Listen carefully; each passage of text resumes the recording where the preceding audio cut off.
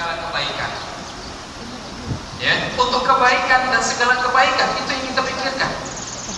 Maka oleh karenanya, ketika Pondok Kandung berdiri dengan kokoh, dengan kebanggaan dan kesetiakawanannya, dengan persatuannya, ya, tidak melihat merupakan sebuah orang ini orang yang tidak, tetapi merupakan sebuah persatuan yang mewujudkan kesamaan, tidak ada perbedaan, mewujudkan kebersamaan. Sehingga tadi pengurus mengatakan habis pengajian di Kobo nanti kita kumpul dulu, ketua-ketua silakan kumpul. Apa tujuannya? Untuk membuat sebuah program-program untuk tahun 2024. Program apa? Program mencerdaskan bangsa.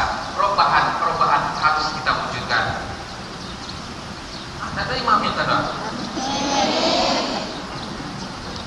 Balik banci yang tidak kami. Hadirin yang dirahmati oleh Allah Subhanahu wa taala. Tapi kalau orang awak kan alun takile ikan dalam air, tantu jantan jawat